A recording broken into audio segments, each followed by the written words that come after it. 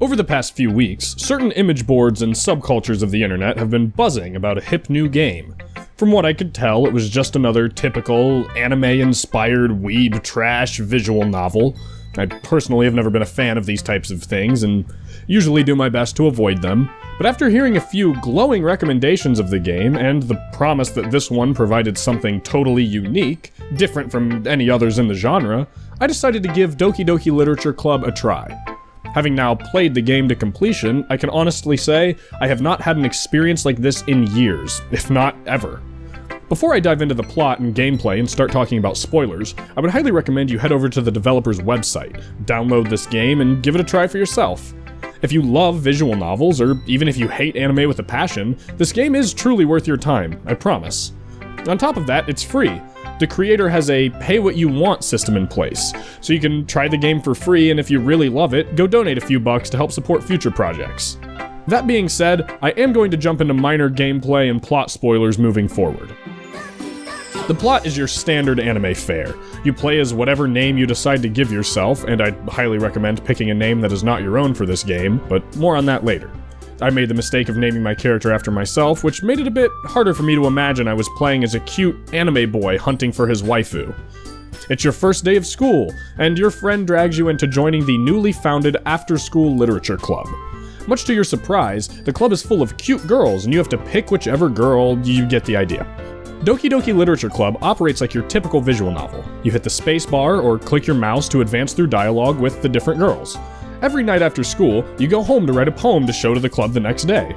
It's sort of a plug-and-play Mad Lib style of writing, though. You never get to see your completed poem, you just choose words from a list and hope to excite your favorite girl.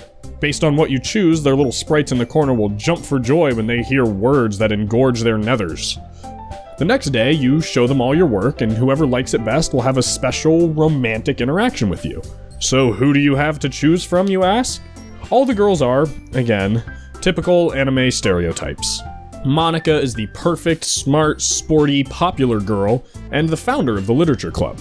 She almost acts like a tutorial character, and you can't really have a relationship with her. She mostly guides the player along with the other girls. Saori is your childhood friend. She's a bit of a klutz, but has always looked out for you, and would do anything to make everyone else happy. I promise, this game isn't shit, just fucking bear with me. Yuri is dark and edgy and mysterious, and Natsuki is like a cute, bratty child. As you progress through the game, you find out more about the girls and their interests, until it's time for the big school festival where everyone in the club has to help put on a big poetry slam or something. After picking which girl to help for the weekend before the event, you bring her home and share an intimate moment. Then on Monday, it's back to school for the festival. This is where the game gets interesting. I'll warn you again, if you haven't played the game, go do so now. You really owe it to yourself to experience this on your own, and I promise I've yet to really spoil anything. If the game looks good so far, great. Turn off this video and go check it out. If you're like me and are hating every second of this game's presentation, great. Turn off this video and go check it out. Trust me. Last chance.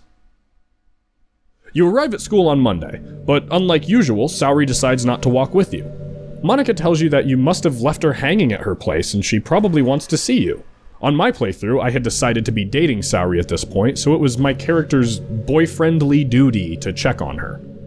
Those that know, and those who don't, here's the deal. Doki Doki is an onomatopoeic expression representing the beating of one's heart.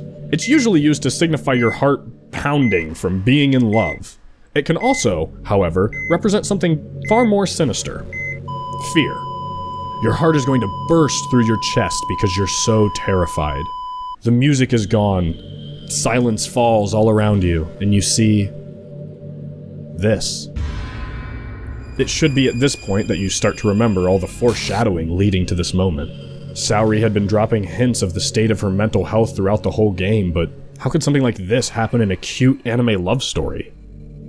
This image is grotesque, horrifying. The blood on her hands telling a tale without words. She tried to claw at the rope. She tried to live. Your character's lost. Your childhood friend is dead, and that's where the game ends. You know, maybe you can fix things on your second playthrough. Now that you know she's depressed, you can spend more time making her feel loved, right? I've been told visual novels have some pretty bad endings. Maybe this is just one of those. So let's give this a second go, and see if we can't help Saori over- Welcome to Mr. Bones' Wild Ride! At this point, the game is fucked. If you look in the files, you can see logs of someone deleting Saori from existence, notes from Saori begging for help, and this image simply titled, Happy Thoughts. And it doesn't stop there. Characters glitch out, the music modulates, and you slowly realize that you are not in control. This game is going to take you for a ride.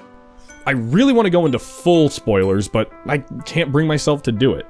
If you haven't played yet and you're still watching, just go experience everything for yourself. There are still a lot of great moments to see, and I can't explain enough how unsettling were a lot of the things this game did to me. The visuals, the score, hell, even the silence, all of it just left my skin crawling for days. I don't want to spoil how, but the game even knew I was recording it, and called me out on it. I learned after playing of some of the neat things the game can do, and again, all I can say is I wish I didn't give the character my own name. So go be some perfect anime boy named Kenshiro or whatever, and play this. Turn the lights off and the sound up, get close to your screen, and just try your best to fall in love with someone. You can save them, I promise. It just might be a little bit harder than you think. Hey, thanks for watching. If you liked this video, comment below who your favorite girl in the game was. Go ahead and leave a like while you're at it. Feel free to subscribe for more suicidal gaming content. If you like what I do and want to support future endeavors, consider donating to me on Patreon. I won't blow it all on used cars, I promise.